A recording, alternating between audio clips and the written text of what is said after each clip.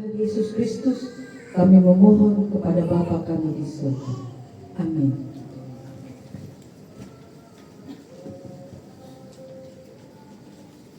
Bapak, Ibu, Saudara, dan anak-anak yang dikasihi Tuhan, bacaan firman Tuhan untuk kita diambil dari Mazmur pasal yang ke-34.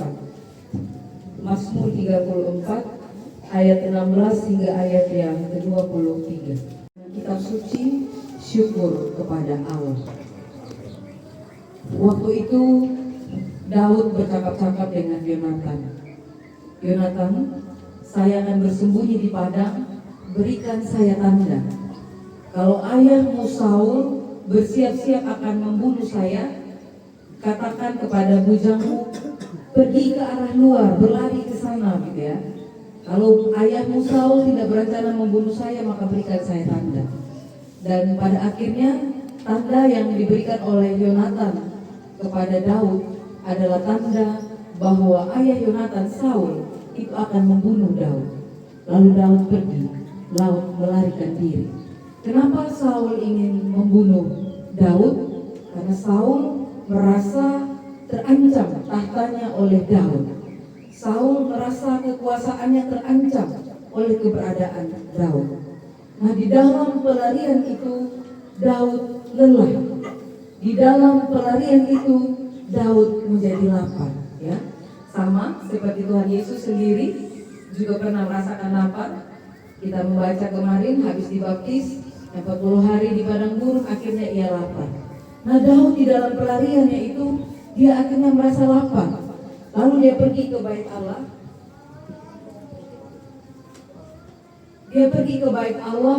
Dia bertemu dengan Ahimelek, ya. Sampai di sana dia sampaikan bahwa dia menipu, dia tidak jujur gitu ya. Tidak menceritakan kenyataannya, tapi dia hanya mengatakan kepada Ahimelek, saya lapar, gitu. Kemudian Ahimelek memberikan roti di bait Allah, dan itu roti kudus, gitu ya. Sebenarnya tidak sembarangan orang memakannya. Itu diberikan kepada Daud. Setelah Daud kenyang memakan roti di bait Allah itu, ada pedang, ada alat perang miliknya Saul yang pernah dulu dikalahkan oleh Daud, juga diminta alat perang itu yang disimpan di bait Allah itu kemudian diberikan kepada Daud. Nah, ternyata di sekitar bait Allah itu ada mata-mata. Nah, mata-mata itu tidak tahu kebenarannya, tetapi dia pergi membawa cerita dalam versinya sendiri. Udah hoax ini ya, sudah tidak fakta lagi yang disampaikan kepada Saul. Berita yang sampai kepada Saul adalah Ahimelek bekerja sama dengan musuhmu ya raja, yaitu Daud. Lalu Bapak Ibu ingat apa yang dilakukan oleh Saul kepada Ahimelek?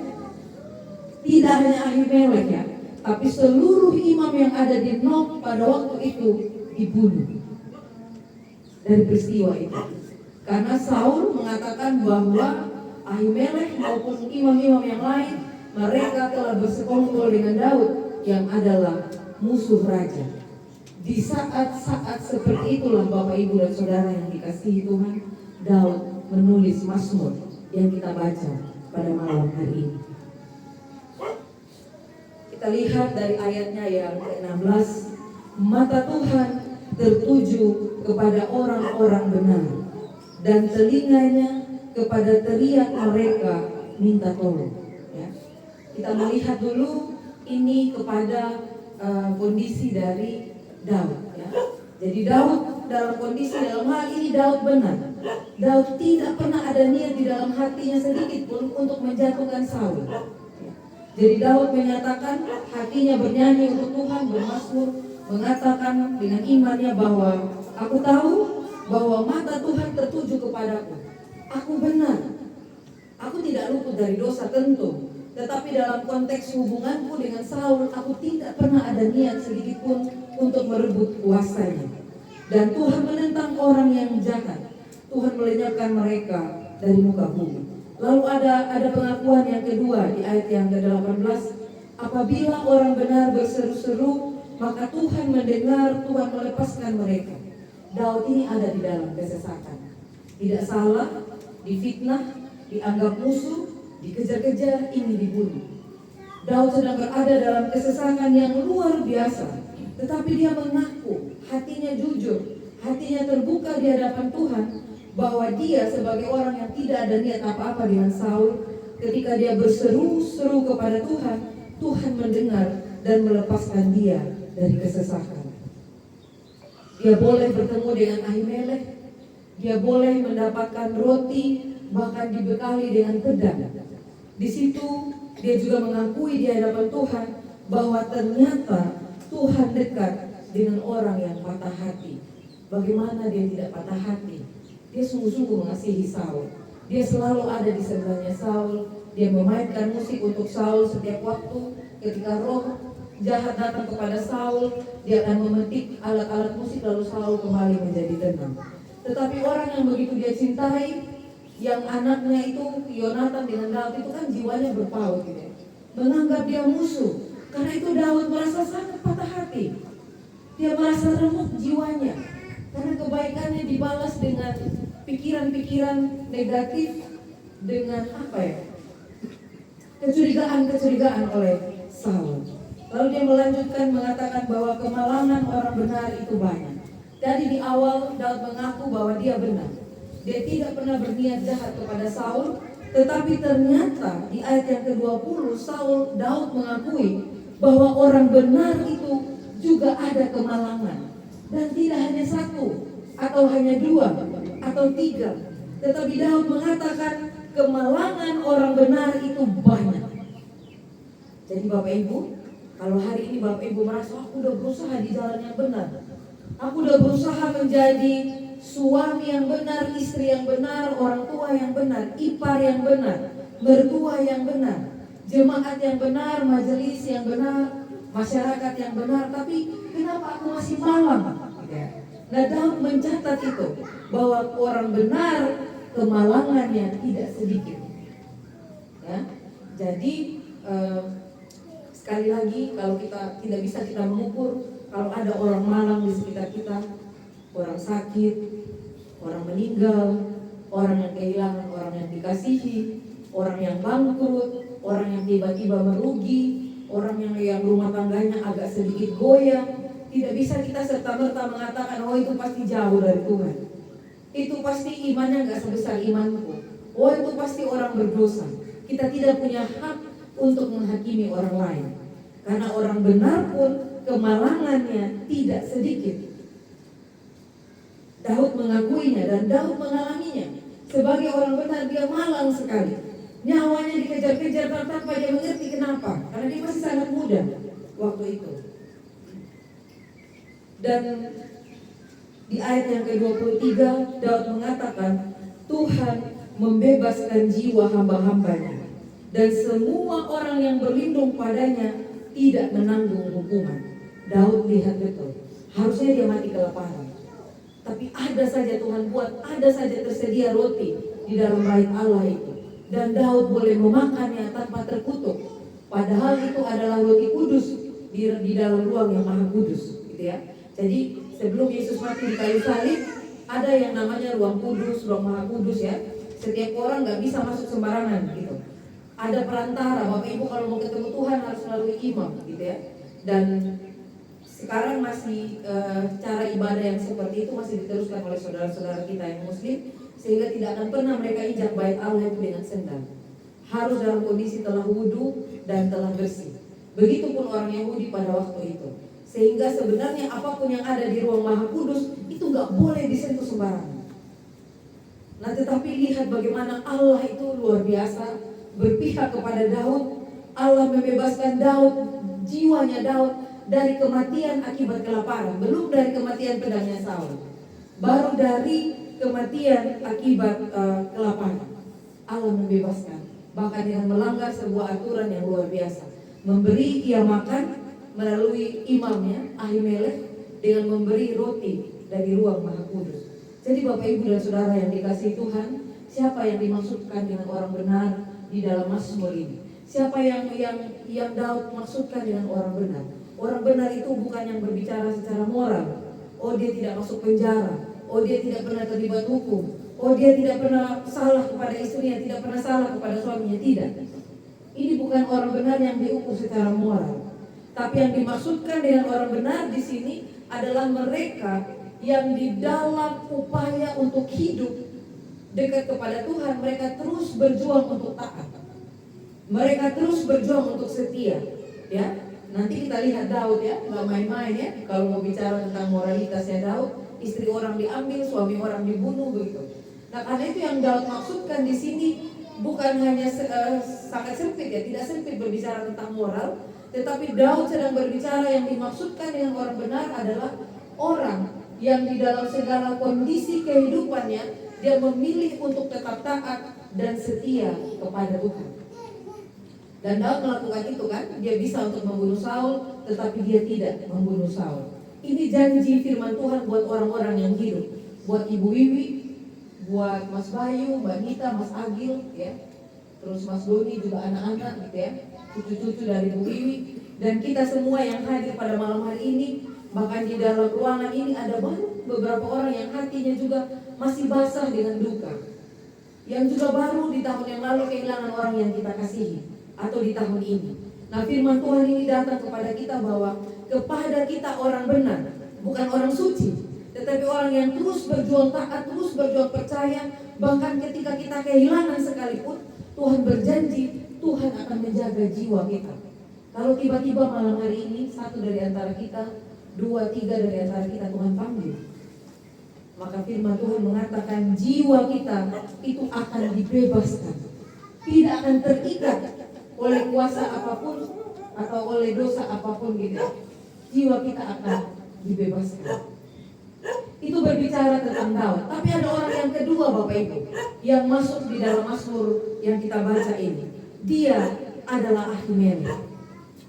Akhir kehidupannya Ahimelek dalam peristiwa ini adalah setelah dia memberikan roti dan alat perang dari Goliat itu kepada Daud, Ahimelek dan seluruh keluarganya dibunuh oleh Saul, dianggap sebagai pengkhianat raja. Nah, untuk Ahimelek, Bapak Ibu dan Saudara yang dikasihi Tuhan, dia juga adalah orang yang patah hati dan remuk jiwa. Kenapa? Ahimelek sampai mati, dia tidak pernah tahu kalau Daud itu adalah orang yang dikejar oleh Saul. Waktu Daud itu datang kepada Ahimelek, Ahimelek bertanya, kenapa aku lapar? Nah, kebetulan ada roti, Ahimelek kasih. Kemudian Saul bilang, aku masih Daud bilang, saya butuh pedang dan seterusnya. Ahimelek kasih. Tidak ada niat sama sekali untuk bekerja sama dengan Daud, apalagi berpikir untuk mengkhianati Saul, tidak ada. Ahimelek adalah orang yang benar, yang dekat kepada Tuhan, tetapi yang juga patah hati, yang juga remuk jiwanya. Karena dia juga menjadi korban pembantaian tanpa dia tahu apa salahnya. Dia hanya melakukan sebuah perbuatan baik, dan karena perbuatan baik yang ia lakukan itu, tidak hanya dia yang dibunuh, dia dan seluruh keluarganya dibunuh. Maka apa yang dikatakan Daud ayat yang ke-22, ayat yang ke-20, bahwa kemalangan orang benar itu banyak. Benar, Bapak Ibu. Kurang baik apa Ahimelek, ya? Kurang benar apa Ahimelek, tapi kemalangan yang dia hadapi luar biasa. Bukan hanya dia yang dibunuh, tapi seluruh keluarga dari Ahimelek turut dibunuh. Dia patah hati, dia remuk jiwa, dan dia juga menjadi orang yang malang. Dia adalah satu dari sekian banyak orang benar yang juga banyak kemalangannya. Tetapi di ayat yang sama, Daud menyatakan dengan imannya bahwa tetapi Tuhan melepaskan dia dari semuanya itu. Bagaimana Tuhan melepaskan Ahimelek dari semuanya itu? Di ayat yang ke-21 dikatakan Tuhan melindungi segala tulangnya, tidak satupun yang patah. Kelihatannya Saul menghancurkan Ahimelek, tetapi yang terjadi, yang sebenarnya yang terjadi adalah di ayat yang ke-23, Ahimelek menjadi bagian dari orang-orang yang jiwanya dibebaskan oleh Tuhan. Kalau saya nggak tahu kalau di dalam kehidupan orang Jawa, kalau kami di Sumba itu ada yang namanya mati sahid. Jadi kalau mati dibunuh itu, dia melalui sebuah prosesi dipercaya bahwa jiwanya tinggal di tempat dia dibunuh itu. Jadi harus ada prosesi ya Om ya, harus ada prosesi mengambil jiwanya, kadang pakai kuda dan seterusnya. Seolah-olah jiwanya terikat di kematian itu dan disebut sebagai mati syahid gitu. Nah, itu yang saat ini sedang dibicarakan oleh Daud. Kepada orang yang benar itu tidak ada istilah mati syahid. Oke, terlihat bahwa Ahimelek itu mati dengan pedang, mati dibunuh, dibantai sekeluarganya, dan oleh kita manusia kita bisa mengukur Ahimelek sebagai orang yang mati syahid. Kita juga mulai curiga dalam hati, jangan-jangan Ahimelek sebagai imam bermain diam-diam, makanya bisa mati seperti itu. Kadang-kadang kita suka cari-cari tahu kayak gitu ya, suka-suka ngarang sendiri cerita. Nah mungkin banyak orang yang berpikir terhadap Ahimelek seperti itu. Tetapi firman Tuhan datang juga kepada Ahimelek bahwa yang Daud akui dan Daud tuliskan di dalam Mazmur ini, bahwa Ahimelek pun menjadi bagian dari orang yang jiwanya dibebaskan oleh Tuhan. Nah ini berlaku juga bagi kita saat ini. Kita yang baru kehilangan orang-orang yang kita kasihi, ya, mulai dari Mbah Hadi, Mbah Hadi, ya, Mbah Hadi, Mbah Jum kedua, Mbah Jum, kemudian Pak Anton, ya, kemudian Mas Aldo, kemudian Ibu Supagiono, lalu kemarin siang Mbah Polinten gitu ya. Bapak Ibu, rata-rata yang saya tahu semua orang-orang ini adalah orang-orang benar di hadapan Tuhan. Kenapa? Karena orang-orang ini semua bukan orang yang hidupnya mulus jalan di atas keramik yang licin. Mereka hidup jatuh bangun dengan iman, dengan kehidupan, dengan keluarga, dengan relasi. Tapi mereka tidak pernah memutuskan aku mau keluar dari Kristus. Tidak pernah. Mereka terus tinggal di dalam Tuhan.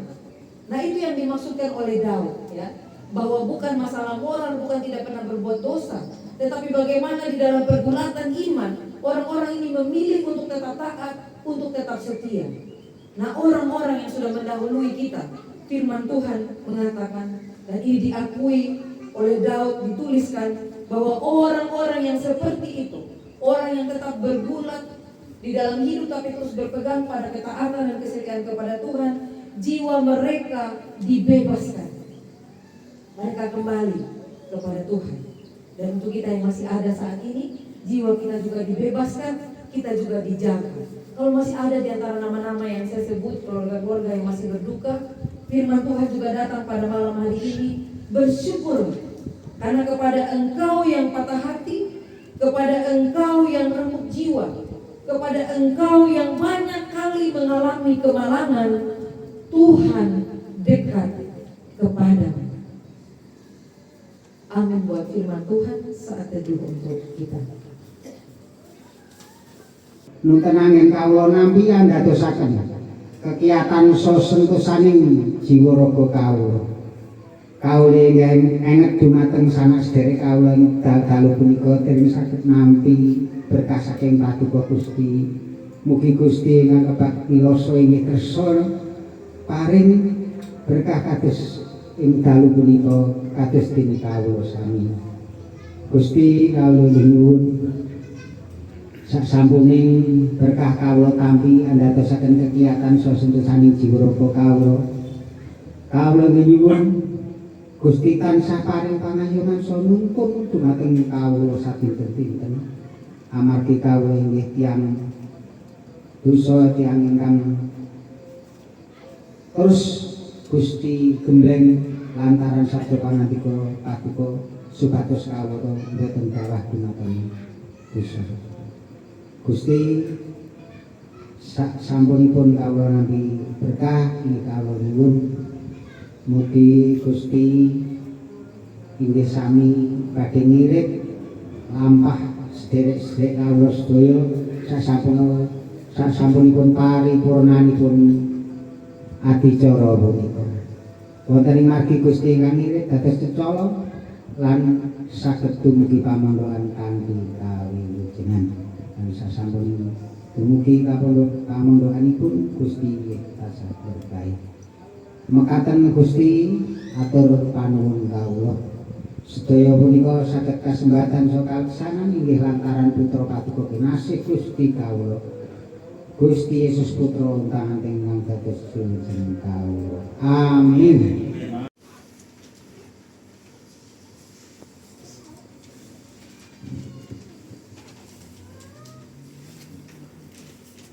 Terima kasih kepada Ibu Pendeta Romi